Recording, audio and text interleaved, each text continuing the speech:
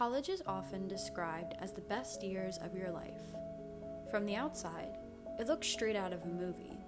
Going to class, studying, socializing, while trying to stay on top of everything. But for many young adults, it's also a time marked by stress, academic pressure, and emotional burnout. On campuses across the country, mental health concerns are rising. However, the resources available to students do not always meet their needs. This is where Art Therapy steps in, a creative, hands-on process that helps students explore emotions they can't always express verbally. My name is Camille, and I'm a student here at the University of Tampa. After taking a clay art therapy class, I became fascinated by how powerful it is for mental and emotional health. This curiosity is what led me to explore art therapy further.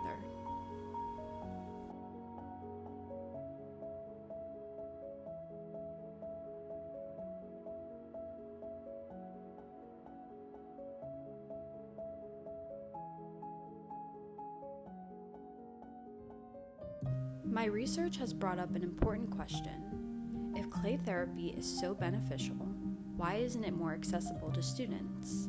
And why isn't this part of what colleges offer every day? To understand the impact art therapy can have, I turn to someone who works with clay and healing on a daily basis, Professor Emma Quintana. It's beneficial in a different way than traditional talk therapy because it involves, the tactile experience of working with a material. It might take you out of an anxiety space and get you grounded back in the moment, back in your body. And so that's a lot of art therapy processes and practices train the brain to be present. Mm-hmm. So I think everybody can benefit from that.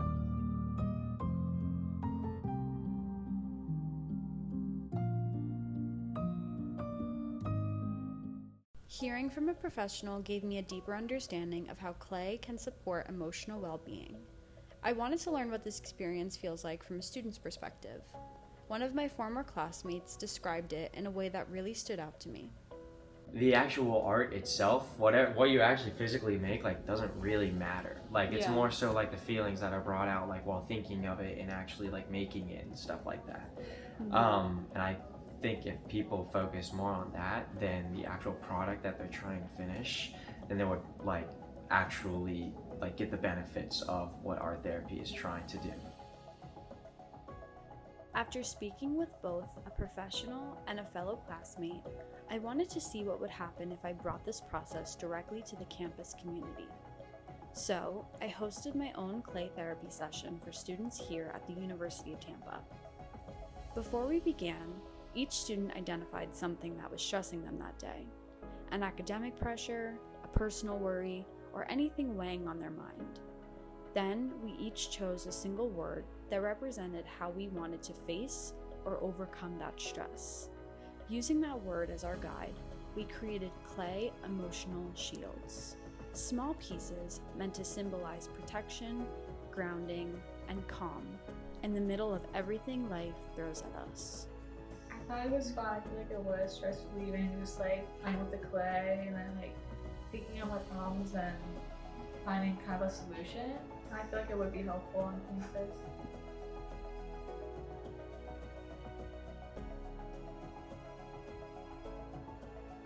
I chose this activity to do when hosting my session because I found it to be very helpful in class with Professor Quintana, and I think it's beneficial for college students to identify their feelings and not only identify it but figure out a coping word to kind of deal with it, because if you don't identify it, I guess it can kind of consume you. And I've definitely been there where I've had thoughts and feelings consume my body, so this is definitely a very good way of releasing it in a creative way.